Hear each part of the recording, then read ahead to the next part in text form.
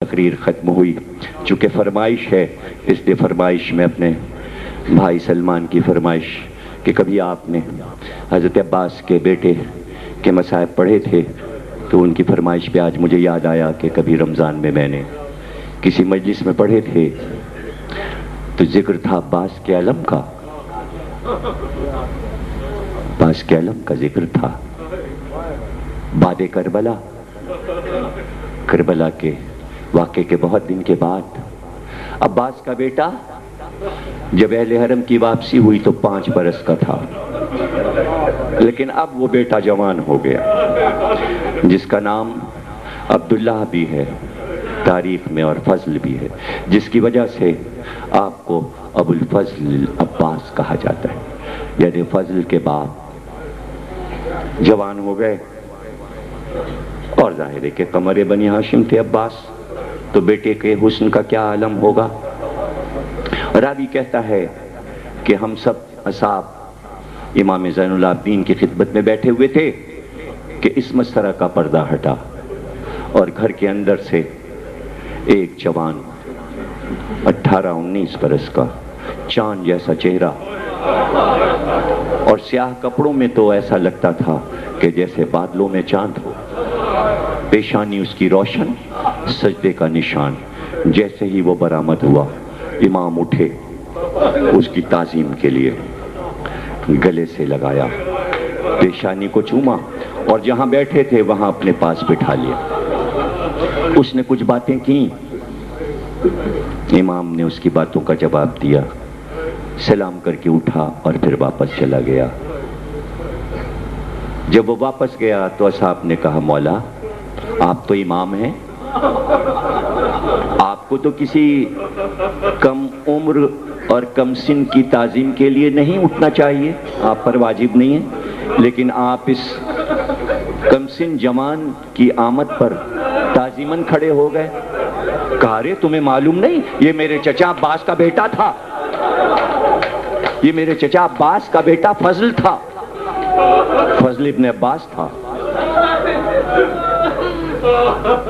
کہ تو اس کی تعظیم کے لیے آپ اٹھے؟ کہاں؟ اس لیے اٹھے کہ کربلا میں میرے چچا نے اہل بیت پر، آل محمد پر، حسین اور حسین کی اولاد کے لیے جو قربانی دی ہے اس کا بدلہ احسان کا ہم قیامت تک نہیں اتار سکتے۔ اصحاب نے کہا کچھ بیان کیجئے۔ کہا سنو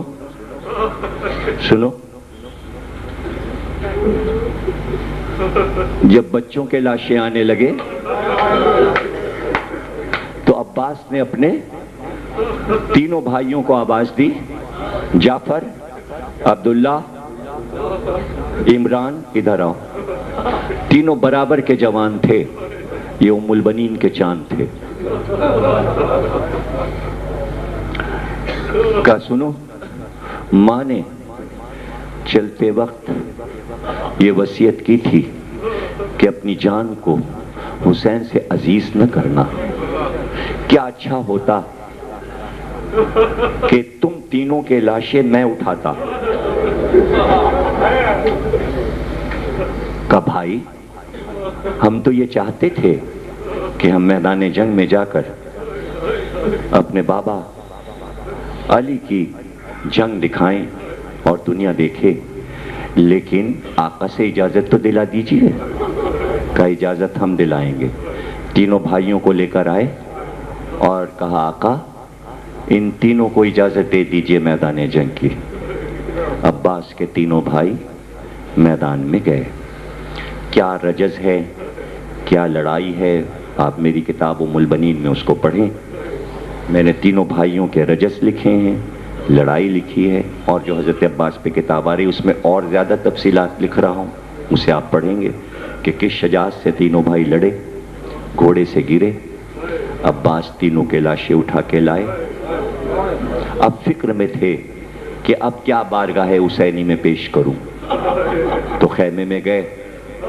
8 سال کا بیٹا تھا محمد بن عباس، اس کو بلایا اور بلا کر کہا محمد کس کے بیٹے ہو؟ کہا میں عباس کا بیٹا ہوں۔ کہا شیر کے بیٹے ہو؟ کہاں ہمارے دادا بھی شیر تھے، ہمارا باپ بھی شیر ہے۔ کہا لڑو گے؟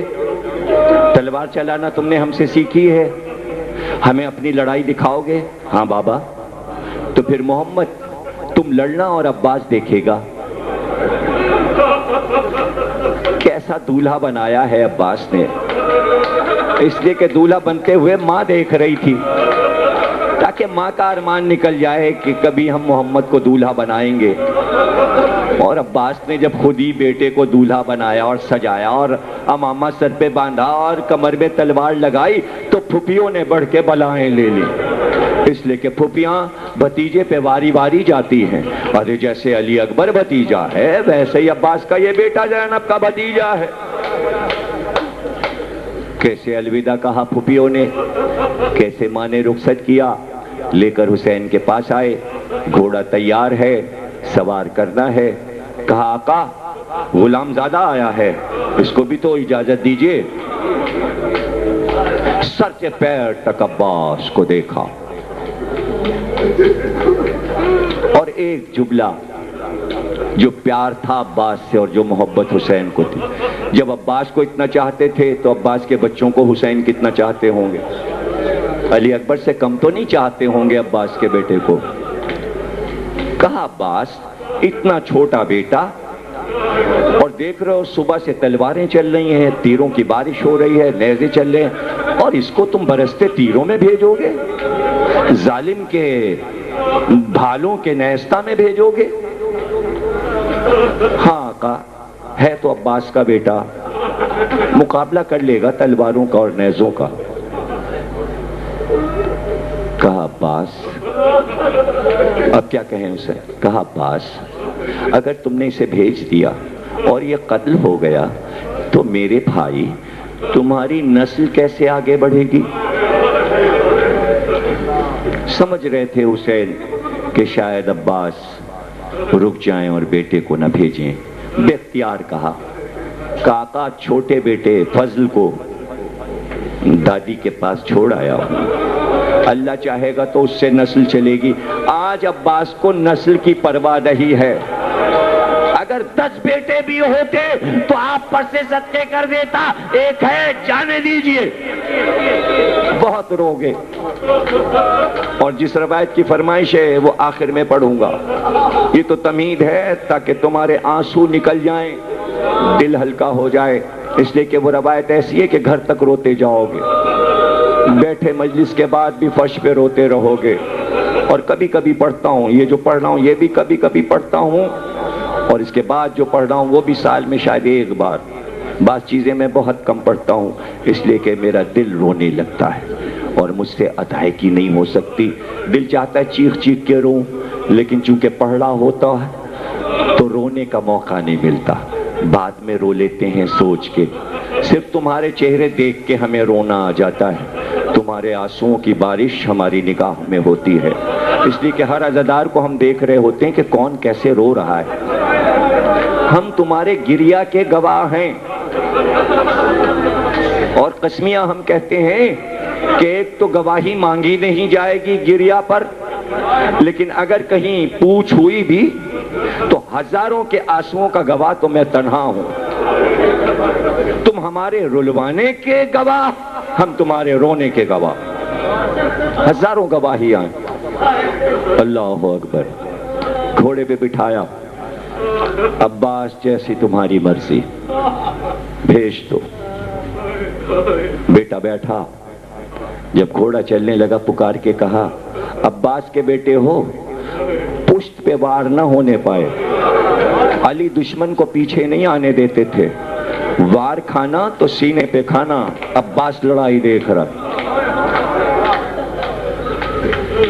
سب سے بڑا بہادر اس وقت بیٹے کی لڑائی دیکھے گا۔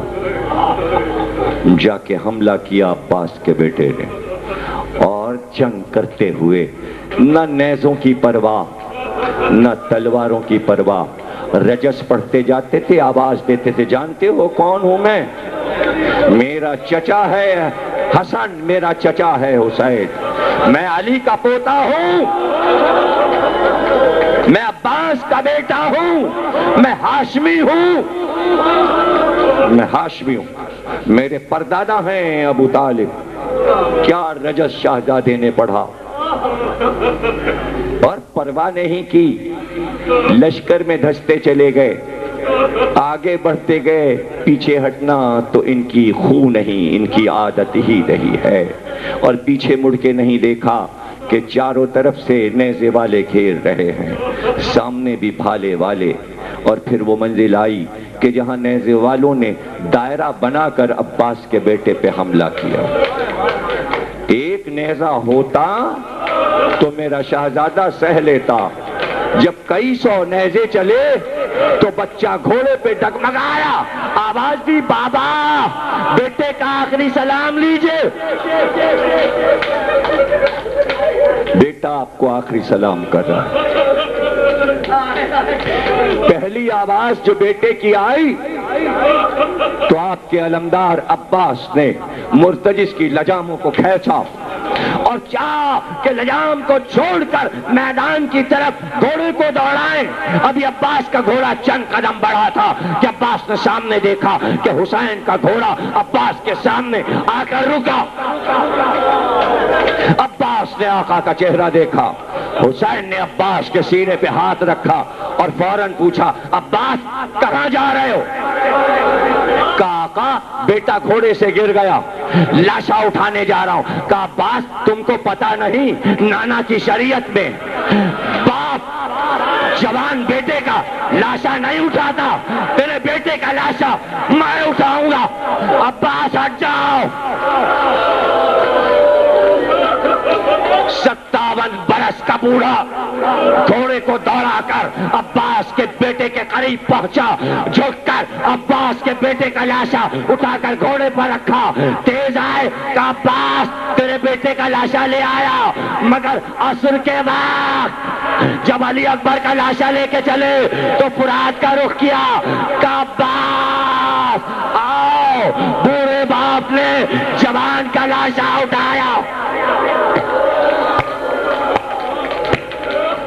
رو لیے، کر لیا ماتم۔ عباس کے بیٹے کا لاشا آ گیا، عباس کے بیٹے کا لاشا۔